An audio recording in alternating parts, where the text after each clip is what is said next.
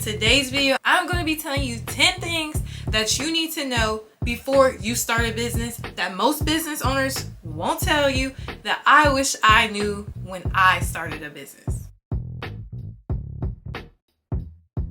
Hello everyone, my name is Mariah. I am a small business owner myself, and on this channel I just like to share with you business tips. If you are a new viewer, welcome. If you are a repeating viewer, welcome back. You know I like to keep my videos short. I will be breaking this topic down into 2 parts, so this will be part number 1. The most important thing before you even spend money on equipment or inventory, you need to create a business plan. I don't know how many times I have to stress that. Since I've recently started working with other future and current business owners, 90% of the people I have talked to does not have a business plan. And when I tell you a business plan is important, would you build a house without a blueprint? Imagine that your business plan is your blueprint for your business. Writing a business plan is an important step to getting your business off the ground. Without a solid foundation, which is your business plan, your business can come crumbling down at any minute. Here's some of the things that your business plan needs to outline: your goals, plans, and strategies to achieving them. To write a successful business plan, you are going to need to research your industry, your competitors, outlining your objectives and strategies. You need to create a budget. You should also include a market analyst for your target audience, as well as a marketing plan that shows how you will be promoting your business. Once you have the necessary information, you will use a template to structure your plan. And make sure to also include your executive summary, company overview, financial projections, and other relevant sections. With a well-written business plan, you can better understand your business and attract potential investors. Another thing that I would like to mention, when it comes to filling out applications for business grants, especially for startup businesses, 9 times out of 10, you are going to need a business plan. If you do need help creating a business plan, you can also email me if you are interested. I can send you a free template to start your own business plan. Moving on, you never want to start a business alone. And what I mean by that is you don't necessarily have to have partners, but find a mentor. I wish I had a mentor when I started my business, because I can think of so many times that when I failed, if I would have had the support of a mentor, I probably could have dug myself out of the situation to keep going on. That has shaped me to be the person I am today. And now I have 3 businesses and 1 startup business that I am going to launch pretty soon. And that would have never came if I didn't learn what I know now. And also I have the help of 2 mentors that I go to with different business related questions,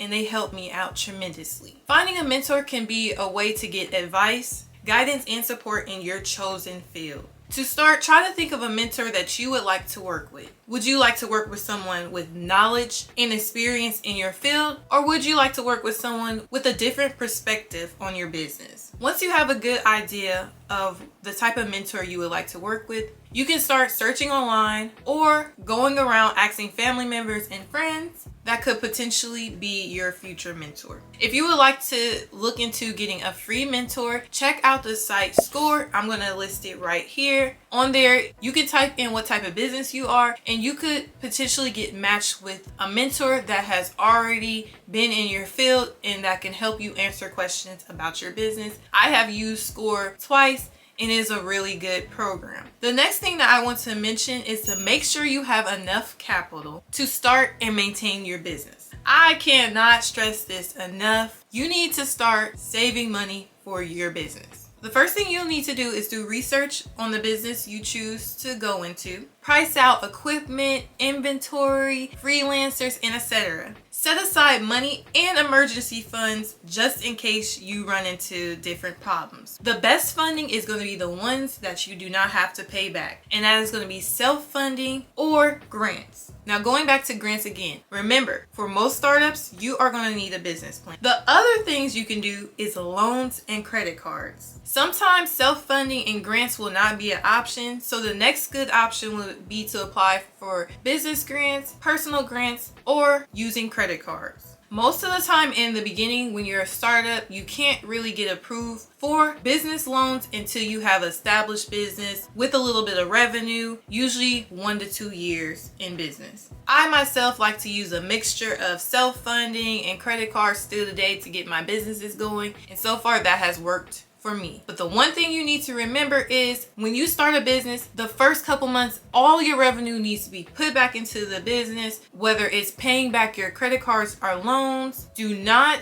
go out and get loans and credit cards if you don't know if you're going to be able to pay it back. That comes back to having a financial projection on your business, showing what you could potentially make in your business. That will help you know how much you are actually needing to go apply for. The next thing I'm going to talk about is target audience.